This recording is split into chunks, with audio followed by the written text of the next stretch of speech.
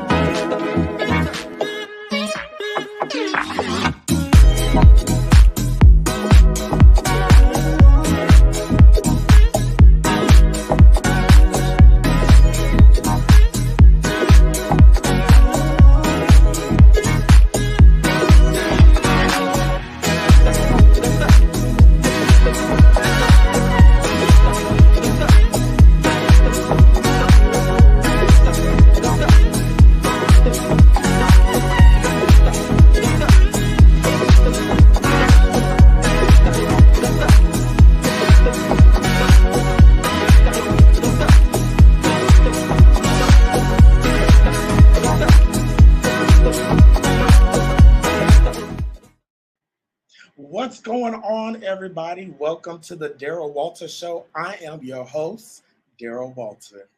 Good evening, good morning, good afternoon, wherever you are watching from. Listen, do me a favor, click like, click share with everybody. This is episode number 4, and I am super excited. I hope everyone had a great Thanksgiving. Listen, real quick, it is day number 5. Go ahead and get rid of the Thanksgiving food, okay? I understand Auntie put her foot in the greens, okay? Mama made the best stuffing, dressing, whatever you call it, in her life. Put some of it in the freezer, and I wouldn't keep it in there too long either, but go ahead. It's time to let it go, okay? It's time to move forward, all right? Okay, how's everybody doing out there? Listen, let's get into it real quick. Let's cover what went viral because we have a lot to cover, and I want to get to our special guest. You can go ahead and bring it up, Kwame. What went viral?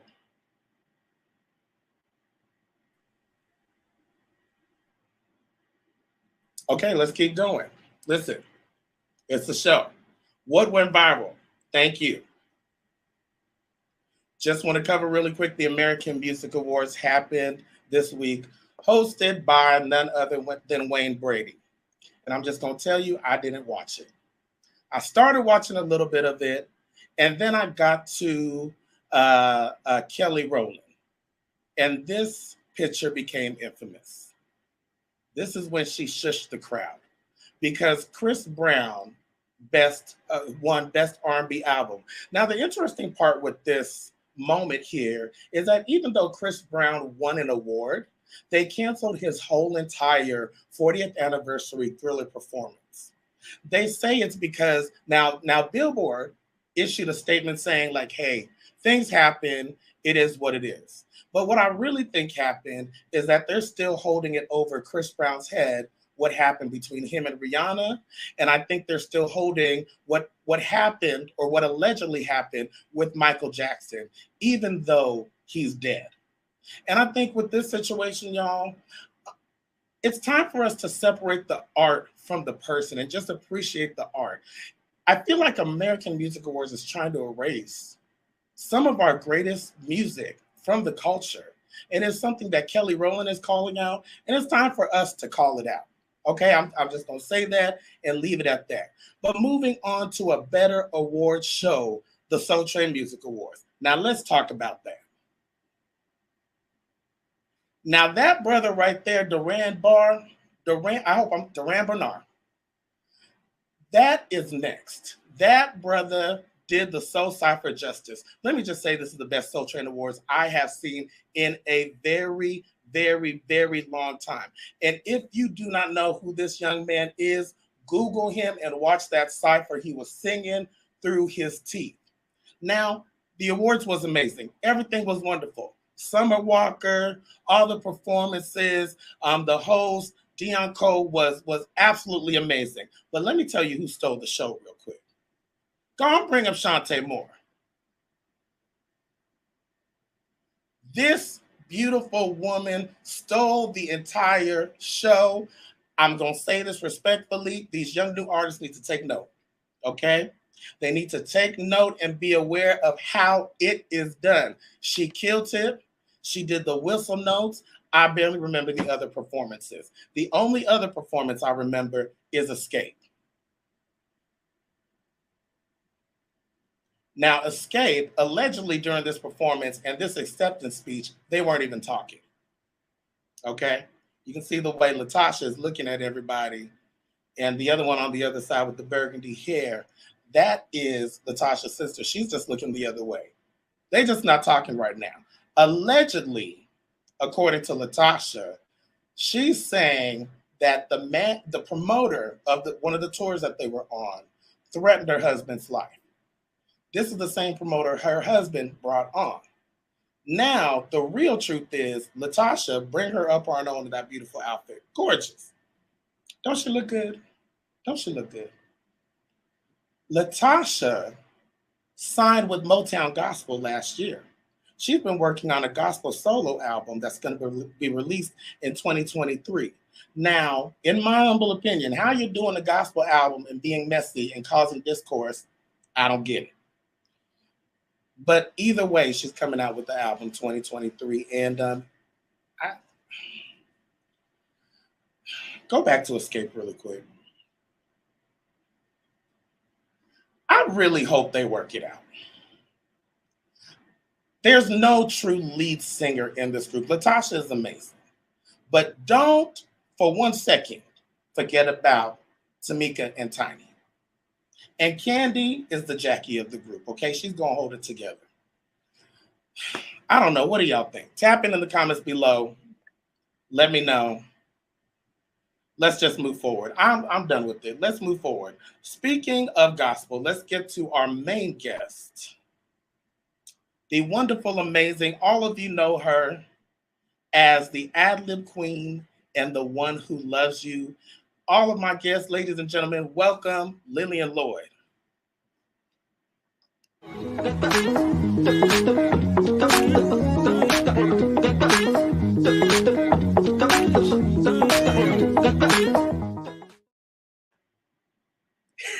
Hello, welcome. Can you hear me? Oh, you're on mute. Click your unmute button. Unmute. Okay. I'm sorry. Listen, I was rushing through because I wanted to get straight to you. So I was like, listen, Xscape, AMAs, this was going on. This was happening. I said, he said I got about 15 minutes. I'm going to go put a piece of chicken in my mouth.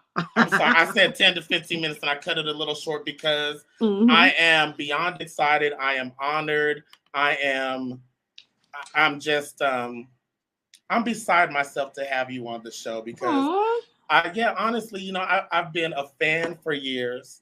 I think you are refreshing. I think you're amazing.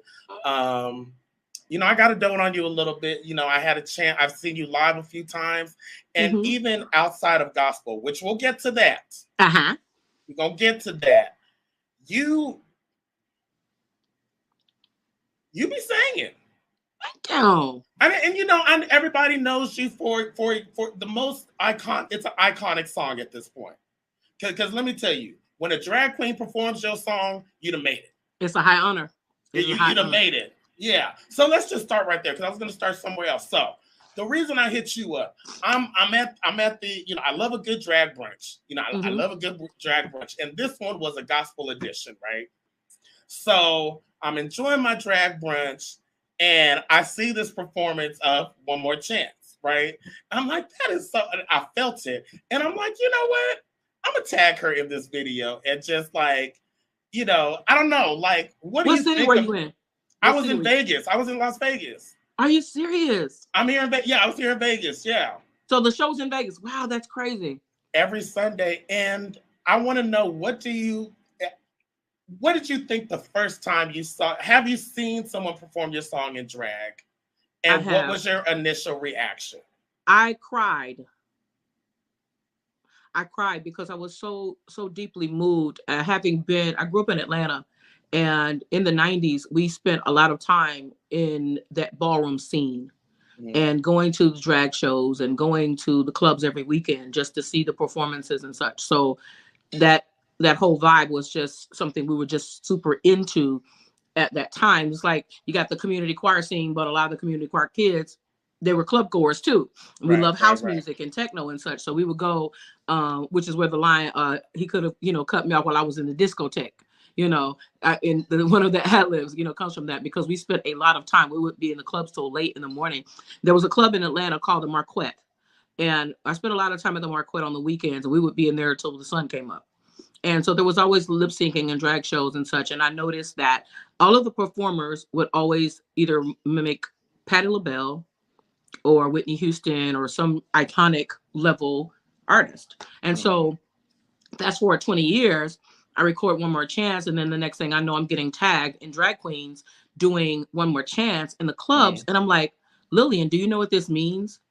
That they esteem you on the same level as the Patti LaBelles, the Diana Rosses, and all these other beautiful, gorgeous people that they aspire to be. And this isn't just, oh, we're having a good time. This isn't putting on the hits. These kids are snagging trophies for their house. So you snagging trophies in my name. That's beautiful. And one of my babies, he passed away, unfortunately, in Atlanta, but he would perform it at a club, and he would just get like loads of money. They were like, honey, he has bought a house off the money he's made doing these shows. And I'm like, wow, that is crazy. But he would come to our church on Sunday night and just sing. There were several of them that would come to our church on Sunday night just to watch me sing, because they just live for the hair. They live for the makeup and the lashes and all the theatrics and such that come with my own, display. And so it's an honor. Like people say, oh, you should be outraged. And they were making a mockery of the Holy Spirit. They're making a mockery of ministry. I'm like, no, they're really not. They're taking the gospel into a place where it wouldn't otherwise go. And that's what I love about you. Like I'm a very observant person. And one thing that I've observed about you is that you are willing to go to a lot of places a lot of other gospel artists are not willing to go.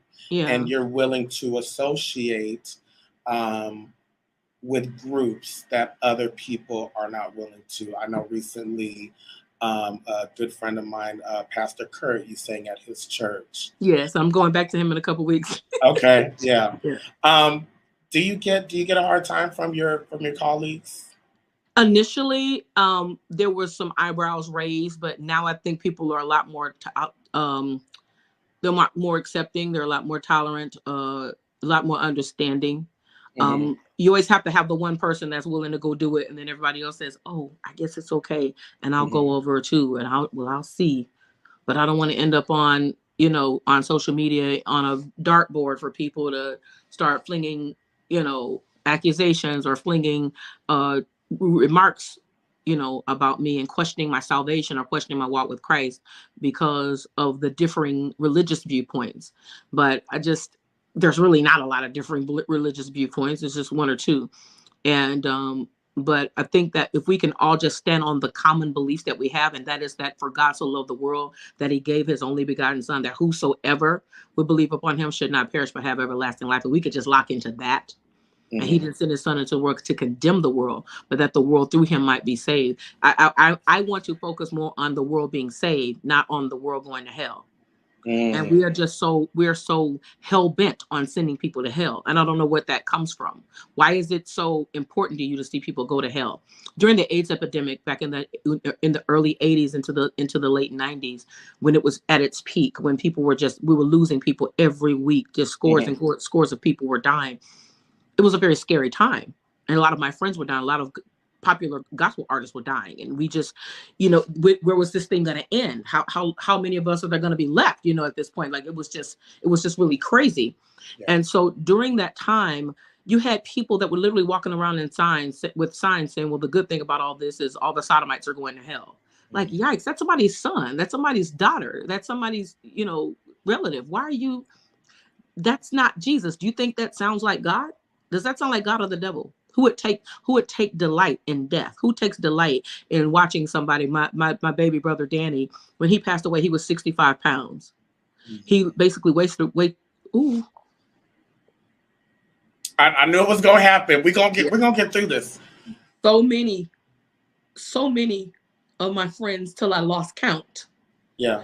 That's why when Pose came out, and I have to give a shout out to Billy Porter for the way he nailed Pose. He nailed it. Doggone it. He nailed it. And I'm like, I literally found myself reliving that part of my life, just those years of just week after week going to funerals, week after week getting, oh God, did you hear Lil? And they always used to come to me like, Lillian, who gonna tell her? I'm not telling her, because they know I was going, it was gonna be one of those things, because I hold everybody so near and dear. Whenever I come on my live, I always introduce myself as the Ad-Lib Queen, the one that loves you, the queen, the one that loves you. I am indeed the one that loves you, and I really am the one that loves you. And I have always been the person of my friends that whenever they would find out that they were HIV positive, they would call me before they call their parents. They would tell me before they told their partners. It was always I was always the first call, or among the first to know that they had tested positive for HIV, because they knew they could trust me not to judge, not to run away, not to, oh God, there's a sore, or there's a lesion, I can't touch you. No, I'm coming. I'm going to be at that hospital. I'll be there holding your hand when you take that last breath. I'll spoon feed you. I did the boost and the Ensure feedings and the, caregiving and all of that. And I know what that looks like. I know what it smells like. I know what it feels like. And, the night sweats and the helping change bed sheets that are being soaked with sweat over the night. And it's just a lot. It's just a lot. It's a lot. This interview, this is going to be so good. It's a lot. So first I want to ask, why do you think the gays love you so much?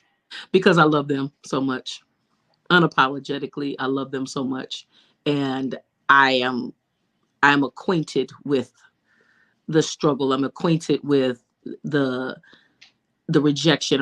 I'm acquainted with all of that. So I know what it feels like to have someone to ridicule you and call you names, to openly insult you, to say rude, cruel, harsh. I've had the slurs thrown at me. Okay. I've had the slurs thrown at me. So I want to read this to you. Okay. Sorry to cut you off. I apologize, but you did. I want to read this to you and tell me if you know where this came from. Uh-oh. Women all over the world wake up every morning to begin their day with the grueling task of putting her best face forward. Any real woman wants to look her best before she faces her public, be it a schoolgirl headed to a first day of junior high or an attorney off to court to try a case. Women want to be pleasing to the eye. Being a connoisseur of cosmetics, I often laugh aloud when I think of all that I put my hair and face through just to be happy with my appearance. It's a time.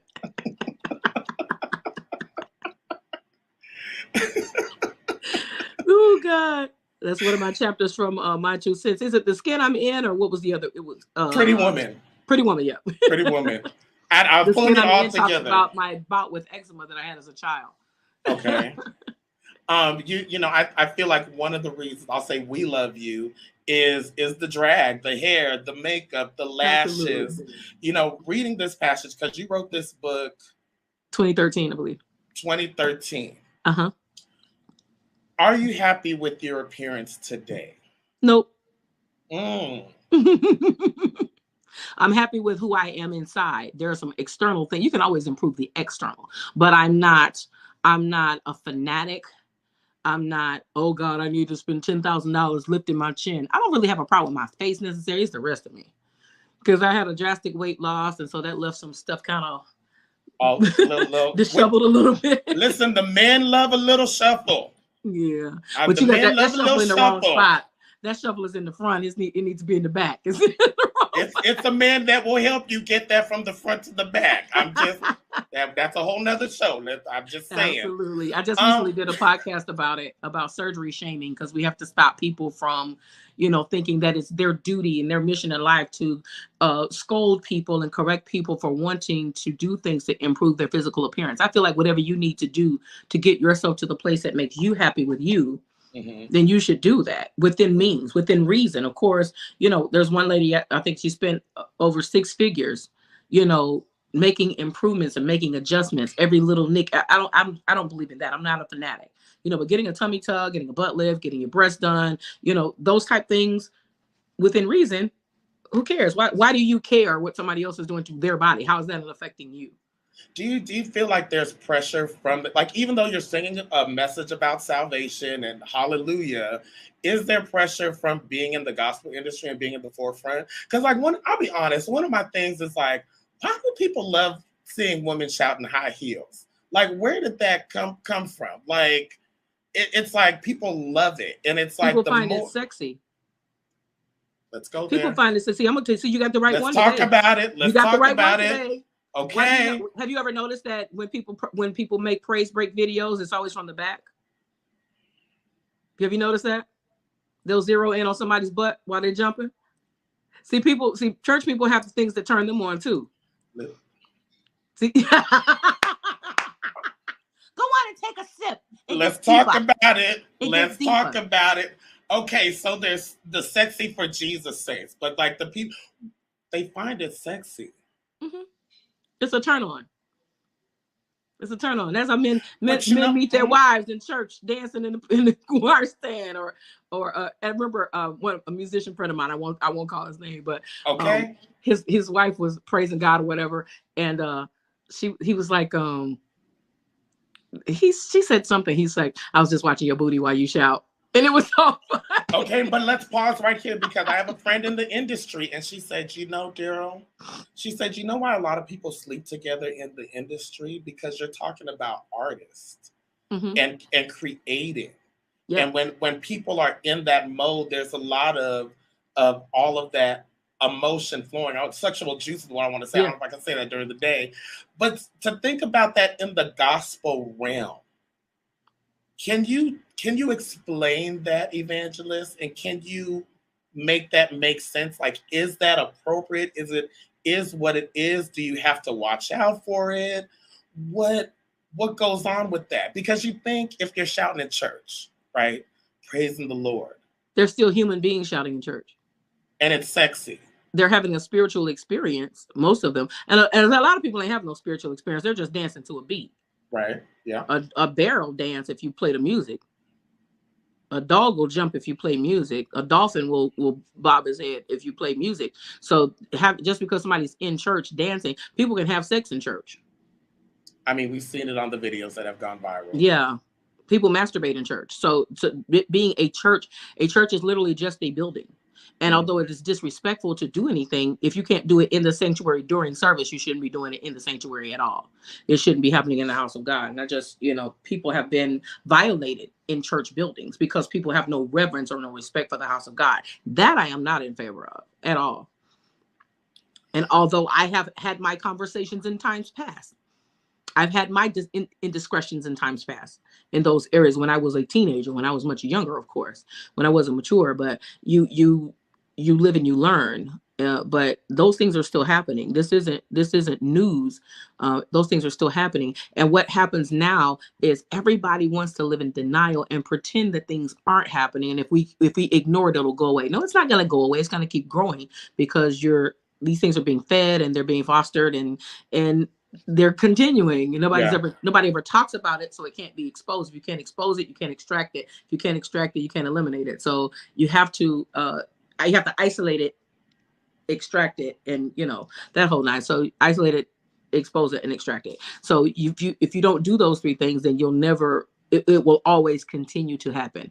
But we're human beings. We are sexual beings. We were given our sexual desires from God. He created our bodies. He created our nipples to be sensitive. He created your genitalia to receive stimulation when it is touched, when it is kissed, when it is stroked. He created that. That was his idea. That wasn't our idea. That was happening before we got here. You better come on my show and preach. Of that. We're afraid of that. And so we don't want to put that on God. And we're like, oh, it's gross. Oh, it's ugly. So when you read further into my book, into chapter 8, and when I start delving into some of the other explicit sides of my life, people go, oh my God, I can't believe she said that. And then I just got ridiculed and dragged through the mud about the book. I'm like, you didn't even read the book. You saw the word breast, you saw the word nipple, and you lost your mind. And it's your human body part. I'm definitely going to read the book, but the little bit that I read, I just find you so fascinating, just your story from the beginning, which we will get into after this commercial break. Y'all make sure you share this. I'm talking to the ad-lib queen, the one who loves you, Lillian Lloyd. I almost said the one who mother freaking loves you. Sorry, Lillian. I didn't mean that, but you know, she loves you. All right, we'll be back in a couple of minutes.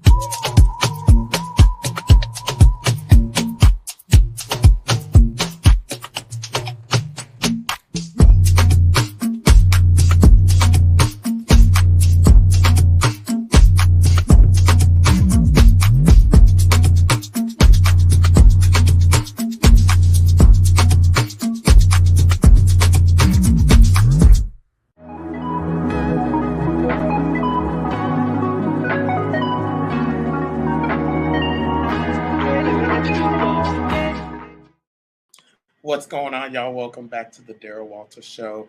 And I have my beautiful, amazing guest, Lillian, ad-lib queen, the one who loves you, Lloyd. Lillian, as we were talking, just as I said, I read your book and I found you just so fascinating. One thing I kind of feel like we have in common, yours is a little more than mine, is that your parents had you later in life. And you are the youngest of 11 kids. Mm-hmm. And so, like, you know, I always say to people, like, I present as an only child because my brother is 10 years older than me. Mm-hmm.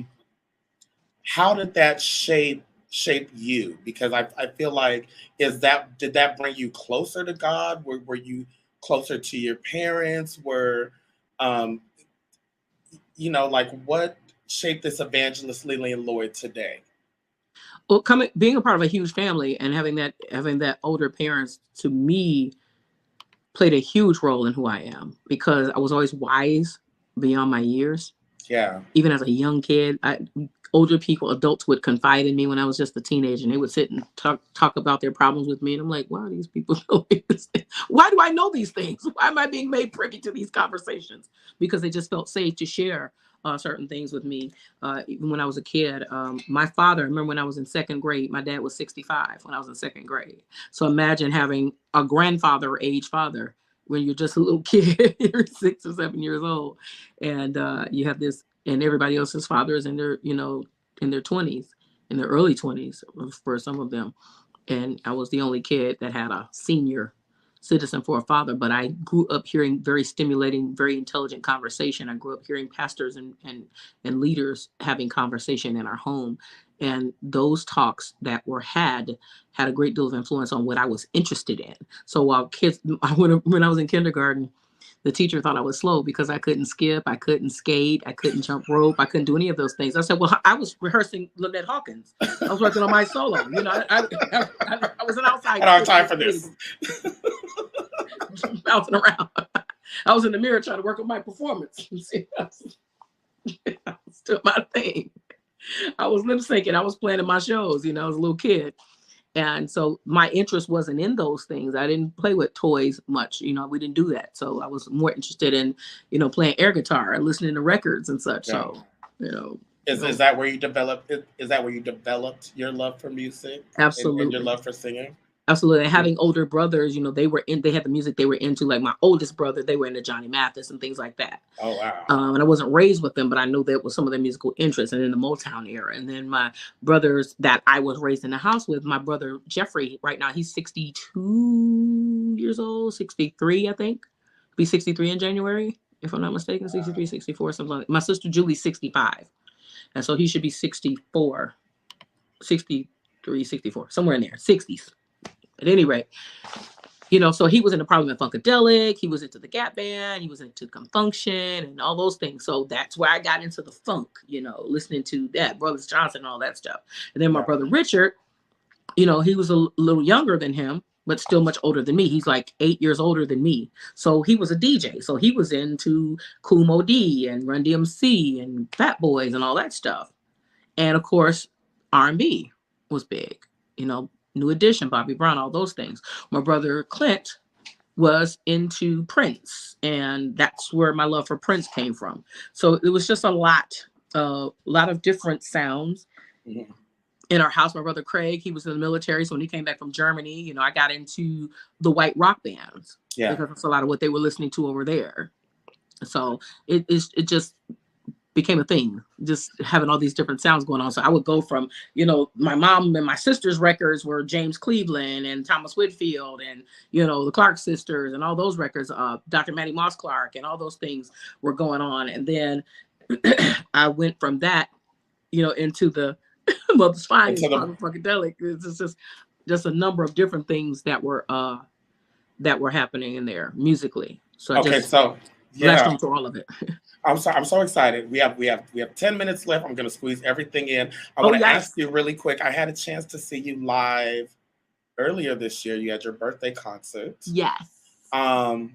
Amazing music. Thank you. My favorite song that you did was Simply the Best. Wow. I was like, I was like, that was, but you're, a lot of people don't realize how versatile you are. And a lot of my singing friends that I know, I'm like, people get boxed into, like, do you ever feel like you get boxed into the One More Chance category? Absolutely. Like for me, my favorite song, I just want to say this to you. My favorite song is Stay With God. Like that's in my workout list. Like that goes hard. But do you ever feel like I want to sing a slow song, or I want to, which I've heard you do a lot of different things, but it's like, well, put me in this. Can we expect more stuff outside of One More Chance in the future? Absolutely. Okay. We're working on things now. I've always been more rock, metal. I like a lot of drums. I like a lot of percussion. I like a lot of horns, and I am a guitar fanatic. I love guitar. And so that's why my MD, most people that travel with their musical directors, they're an organist or a keyboard player. But my MD, As a guitarist. Yeah. No, As a black rock star. Yeah. You bleed rock soul. I just it's all in you. Yeah. So as we end this interview, and I want to thank you so much for being a part of this. I would look forward Thank you for having you again. me. Absolutely. Now, y'all, I asked Lillian to play a game, and she was like, And I explained the game to her. So let me just say, I'm probably the only person that she's going to play a game with. All your other people out there, it ain't going to happen. Okay, let me just throw that out there. Okay, it's called favor. Okay, don't be mad at me. Be mad at your grandmama. Let's go. Rapid. So the game rapid fire, right? We're going to bring up a picture. 5 seconds, first 3 words that come to you. Hold on 1 second. Let me get my timer. All right. And I hope I know who these people are. You will. You will. You will. You ready? First picture. Let's go. Oh my God. My heartbeat. My muse. Okay. Your muse. That is my muse. Really? Absolutely. Why? Oh my God, he's everything musical. I mean, he is everything. Yeah. He is the living embodiment of music. And I just told somebody today that he is the only person that when I get into the studio with B Slade, that was my brother. First of all, I think that's the first word I should say. He's my brother. But musically, he is everything. And he's just like, we're like musical soulmates. He really understands me. He gets me. And the songs that he's written, that he submitted to me, y'all ain't even ready. I'm just gonna let you know right now. He's got about we started about 4 songs already. Oh, wait a minute. Are you telling me you recorded some songs for your project with B Slade? Absolutely. Oh, okay. Well, thank you very much. You heard it here. All right. Let's go to the next picture. Got my spirit excited. Okay, first 3 words. Yeah. What's the next one? She's a preacher. Next one. Next 3 words. Dr. Kevin Vaughn, one of my best friends in the world. Let's see. So friend, brother, confidant, comedian. He is funny. I see. Praiser. That is the main word. He's a praiser. He's a big encourager. And we have been friends for many, many years. And I just love him. Everything about him. All right. Next picture. Let's go. Who is that? I can't see. Kim Burrell. That's Kim Burrell. Vocal ninja. Lyrical assassin. Lyrical scientist. She's that chick. You know what? I'm going to pause right here. I had some choice words for Kim Burrell, and I've been thinking about this, and I'm going to say this publicly, and I'm probably going to get some backlash for it. I think she needs to be uncanceled. Uncanceled, you said? Yeah. Yeah, I really think she needs to be forgiven. I that's all I'll say on it. The gays is gonna come for me, but I think she needs to be forgiven. I'll say that. Okay, go ahead. People have a right to feel how they feel, and I think that's one thing that every community needs to understand. Yeah. People don't have to like you. Yeah. People don't have to accept you. People don't have to love you. That should not stop you from loving yourself and being who you are. Yeah. If you are gay, if you are straight, if you are undecided, if you are both, if you are bisexual, whatever, wherever you fall, be who you are and be true to that, because that is who you are. Not because somebody likes it, somebody agrees with it, somebody accepts it, somebody waves the flag for you. Who cares? Why do you care if somebody likes you? Why do you care if somebody agrees with you? That's the real question you need to ask yourself. Because if this really is who you are, it should not matter. Be that unapologetically. And if somebody doesn't agree with it, they have a right not to agree with it. They have a right not to see things your way. People have a human right not to see things your way. Get over yourself and just be who you are. Get over yourself. Don't think that the whole world has to go along with you in order for you to be so, oh, we got to cancel them because they don't like us. Or we got to go away from this because if they don't like you, then don't you like them and move on. And keep being you. The sun ain't going to stop shining because you don't like the sun. The sun is still the sun. I'm still here. You're not liking me doesn't make me disappear. I just made a post the other day. You can treat me like I'm invisible every day, but that doesn't mean I'm going to disappear. Because you treat me like I'm invisible, I'm not going anywhere. You just preached the whole entire word, and I'm just I will always next picture. Next picture. There's that. There's that. That's my pops. That's my heart. That is my heart. That is my heart. That's my boss. And we have a connection like none other. Absolutely. He So is the choir master. He is the choir master. He is and like the choir master. Everything you hear now, he started it. These sounds, these choirs that's out here now killing it, that think they can outsing New G. How you gonna outsing us and you mimicking us? How? I saw you the other day. Us. Yeah. No, I saw you the other day and you were doing I Got the Victory. And you went higher than the original note. You went higher. B. Slade taught me that. Thank you, B. Slade. Thank you, B. Slade. Just like accessing more of that range and how to just kind of reach up there and bend it. I learned that from him. All right, last couple of questions. What's one thing you're misunderstood about? So my love for all people and my love for all music. Because people think if you're saved, then you should have one idea about life. You should have one voice, one doctrine, one belief, one set of everything. And if you are a gospel singer, then you should only sing gospel, and you should only sing traditional gospel because that's what you're most popular for. To both of that. Because the world isn't as black and white as we try to make it. Yeah. And there are so many layers to God and godness and godliness. There's layers to that. And again, if he does not desire for men to perish, but that the world through him might be saved, then that has to include everybody. See, here's the deal. And this is what I teach. We're all corruptible. And that's why we have to be changed. So the Bible says that when he appears, we're going to be changed like him. This flesh and blood cannot inherit the kingdom of God. So when he appears, this mortal will put on immortality. This corruptible will put on incorruption. All right. So a sex change, an alteration to any of that. Once the Holy Spirit comes with inside that being, that spirit is what's going to inherit the kingdom of God, not the flesh. There will be none married or given in marriage in heaven. Marriage is for this side. That ain't for over there.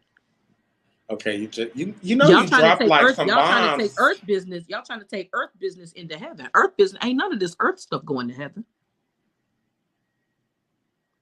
Oh, we got into something we can't get out of right now. So that's what I misunderstood about my stance on that. And so it's hard to get into that without getting in trouble. And I get attacked, but I'm all right. I'm a big girl. I can handle it.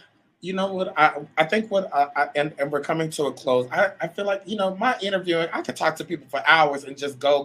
Look, I got all night. I'm good.